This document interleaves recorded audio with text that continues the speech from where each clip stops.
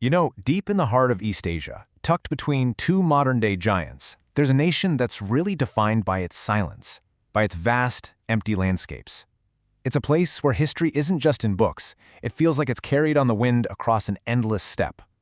This is Mongolia, a land of incredible, profound contrasts. Look at this number, 2.24. That's how many people you'd find on average in a square kilometer here.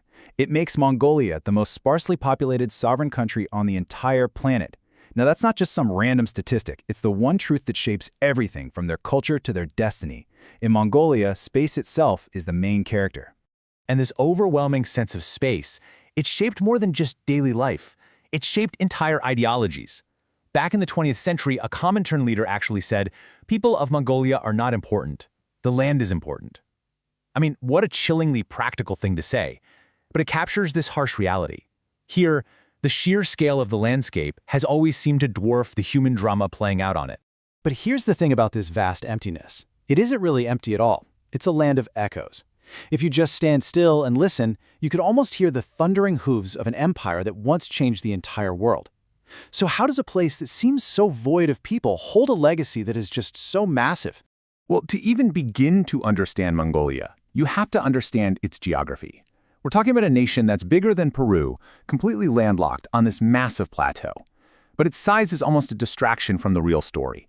It's a country that is permanently, and I mean permanently, wedged between two of the world's great powers, Russia to the north and China to the south. This isn't just a spot on a map. It's the defining challenge of their entire history. Out here, the land is governed by two great forces, the sky and the steppe. It's this incredible duality of profound, soul-stirring beauty and just unforgiving brutality. And it's this landscape of extremes that has forged one of the most resilient peoples on Earth. You know, there's a reason they call Mongolia the land of the eternal blue sky. It gets over 250 sunny days every single year. But that serene beauty hides a pretty brutal secret. Its capital, Ulaanbaatar, is the coldest capital city on the planet. In January, the temperature doesn't just get chilly, it plunges to an average of minus 30 degrees Celsius. It's a climate of really violent extremes. And this extreme climate gives birth to a uniquely Mongolian catastrophe. It's a word called the Zood. It starts with a summer of relentless drought that leaves the steppe completely barren. And then that's followed by a winter of just apocalyptic cold. For a nation of herders, the Zood is way more than just a weather event. It's an economic and cultural disaster that can wipe out entire herds of livestock, the very lifeblood of the people. So these intense pressures from the environment have really shaped the Mongolian people, and they've created another incredible contrast. The ancient world of the nomad and the modern, sprawling reality of the city. We have two worlds existing right next to each other. So how does that even work? The image most of us have of Mongolia, right? It's the endless steppe, the lone rider. But the reality today is profoundly different. Almost half the entire country's population, nearly 1.5 million people, lives in one single city, Ulaanbaatar. So, in one of the most spacious countries on Earth, most of the people are clustered together, which completely challenges the stereotype. And yet, once you get beyond the city limits, the old ways are still very much alive. Nearly a third of all Mongolians still live a nomadic or semi-nomadic life, their world revolving around the traditional felt home, the gur. So you've got these two totally different realities, but there is one powerful unifying thread that weaves through both worlds, the horse. From the most remote herder to the city kid, horse culture is the absolute soul of the nation. This modern country is built on a history that is just as dramatic and vast as the land itself. It's this incredible journey from a world-changing empire through the long shadow of Soviet control to finally the birth of a modern, independent democracy. I mean, the arc of Mongolian history is just breathtaking. In 1206, Genghis Khan creates the largest connected land empire the world has ever known. Fast forward to 1691, and the Mongols are submitting to Qing dynasty rule. Then, 1924, the nation becomes the Mongolian People's Republic, the very first Soviet satellite state. This leads to the dark days of the Stalinist purges before, finally, a peaceful democratic revolution in 1990 brings freedom. The cost of that 20th century ideology was just immense. During those purges, it's estimated that around 17,000 Buddhist monks were killed. Before all this, nearly a third of all the adult men in the country were monks. By the end of it, their entire world had been almost completely erased. So, what has all this turbulent history created? Our modern nation that's now performing this delicate, high-stakes balancing act. Today, Mongolia is caught between giants, and its future depends almost entirely on the vast mineral wealth that's lying just beneath the earth. Modern Mongolian foreign policy is, well, it's a masterclass in survival. It is a constant, incredibly skillful juggling act between its two massive neighbors, Russia and China.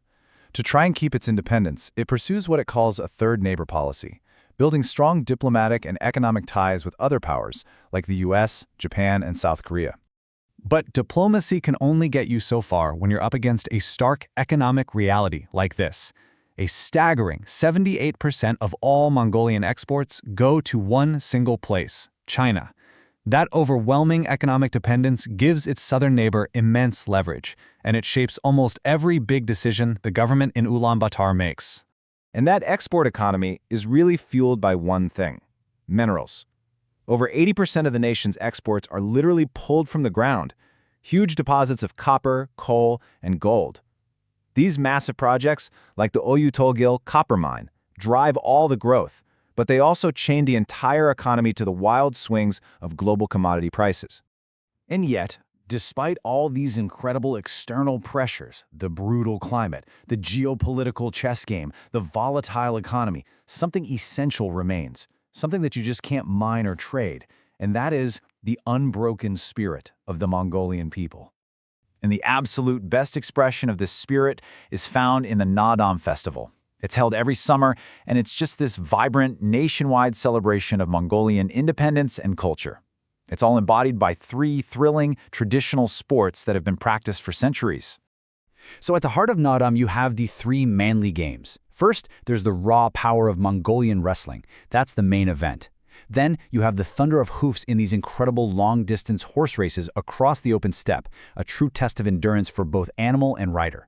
And finally, the quiet precision of archery, a display of just intense focus. These aren't just sports, they are the core skills that once built the largest empire on Earth. Even the national flag tells this story of resilience. That symbol on the left is called the Soyombo. It's a spiritual icon, and it represents the fundamental elements of the cosmos: the sun, the moon, the heavens. It's a reminder that through empire, through communism, and now through democracy, this deep connection to nature and spirituality has always endured. And so that leaves us with this one final, fascinating question. For a nation that was forged by a brutal climate, that's caught between superpower neighbors and is tied to a volatile global economy, how does an ancient spirit, born of the endless steppe, manage to survive and even thrive in the shadow of giants?